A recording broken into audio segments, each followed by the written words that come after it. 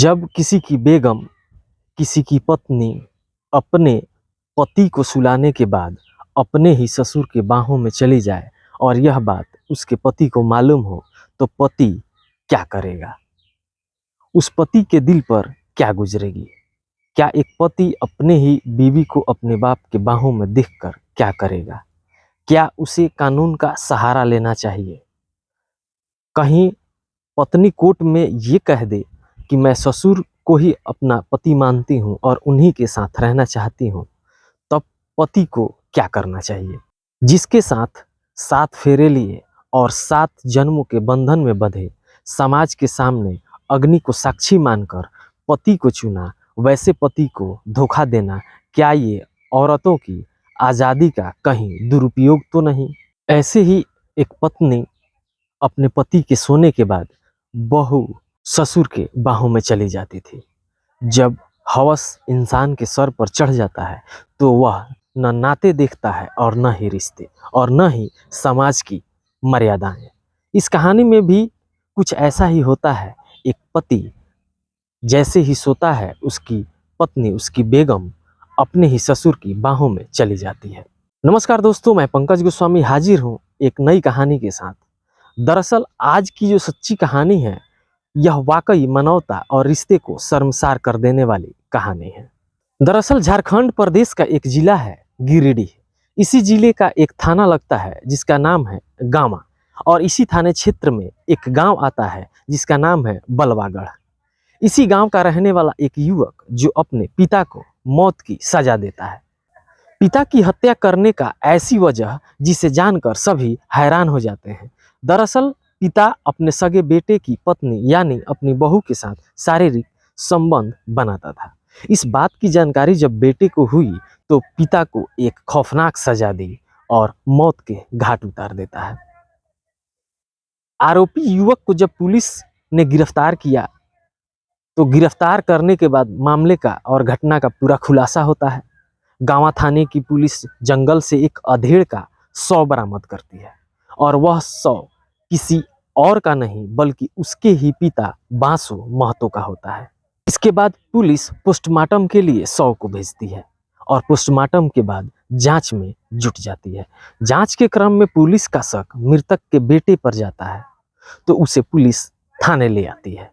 जब उससे पूछताछ की जाती है तो शुरुआती जांच के दौरान बेटा कुछ भी जानकारी होने से इनकार करता है, टाल मटोल करता है। लेकिन जब पुलिस थोड़ी सी सख्ती बढ़ाती है तो सारा राज खुलकर सामने आ जाता है, जिसे सुनकर न केवल गांव वाले बल्कि पुलिस वाले भी हैरान हो जाते हैं और उनकी भी नींद उड़ जाती है। आरोपी युवक बताता है कि उसकी पत्नी और पिता के बीच अवैध संबंध है। उसके पिता और पत्नी कई बार अनैतिक संबंध बनाए हैं और यह कई सालों से लगातार चलता आ रहा है। मेरे बाहर जाने के बाद या फिर नींद में होने के बाद ससुर और बहू शारीरिक संबंध बनाते थे और एक दूसरे के बाहों में होते थे। इन दोनों के रिश्तों की भनक जैसे ही आरोपी बेटा भवानी को लगती है तो उसके पैरों तले जमी खिसक जाती है। भवानी अपने बाप और अपनी बीवी से नाराज रहने लगता है। एक दिन भवानी दोनों को रंगे हाथ पकड़ने का विचार बनाता है। उस दिन घर में खाना बनता है। पिता खाना खाते हैं और खाकर अपने कमरे में चले जाते हैं। भवानी भी भोजन करता है, खाना खाता है और जल्द ही अपने कमरे में सोने के लिए चला जाता है और गहरी नींद में होने का नाटक करने लगता है। उधर पत्नी अपना सारा काम निपटाकर जब कमरे में आती है तो देखती है पति सो रहे हैं। कुछ देर वहां ठहरती है, सोचती है, समझती है पति सो गया है, नहीं सोया है। पूरा कंफर्म होने के बाद वह सीधा अपने ससुर के कमरे की तरफ चली जाती है। पिताजी का दरवाजा खुला ही होता है। मेरी पत्नी कमरे के अंदर चली जाती है और दरवाजा बंद कर लेती है। अंदर की जो लाइट जल रही थी उसको भी उसने बंद कर दिया। मैं धीरे धीरे उठकर उसके पीछे पीछे गया और पूरे घटना को अपनी आंखों से देखने का प्रयास करता रहा, लेकिन कमरे की लाइट ऑफ होने के कारण मुझे कुछ साफ दिखाई नहीं दे रहा था। लेकिन अंदर की आवाज़ें बाहर साफ साफ सुनाई दे रही थी। बासु महतो यानी मेरे पिता पूछते हैं कि आज इतनी जल्दी कैसे आ गई, वह सो गया है क्या? तो बहू कहती है, हाँ आज बहुत जल्दी ही सो गए हैं, आप भी जल्दी करो वरना जाग जाएंगे तो एक नई सी मुसीबत आ जाएगी।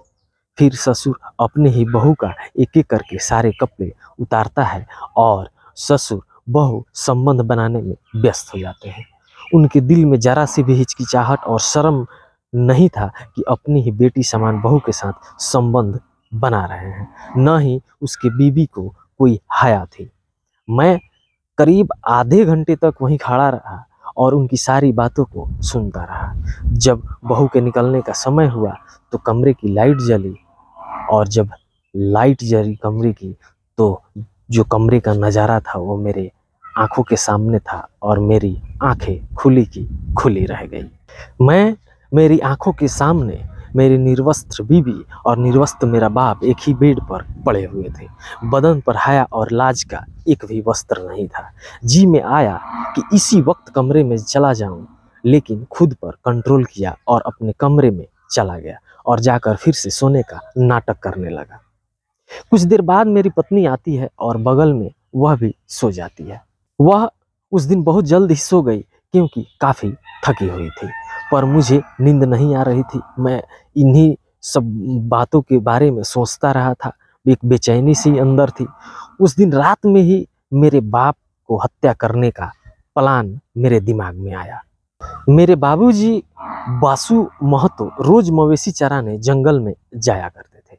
रोज की तरह उस दिन भी मवेशी चराने जंगल गए हुए थे।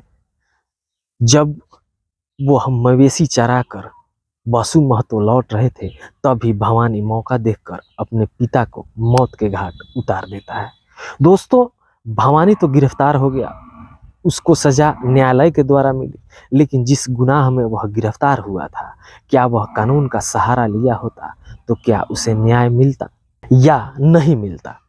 अगर मिलता तो कब तक मिलता, इसका अंदाजा मुझे तो नहीं। शायद आपको कोई जानकारी हो तो हमें अवश्य बताना।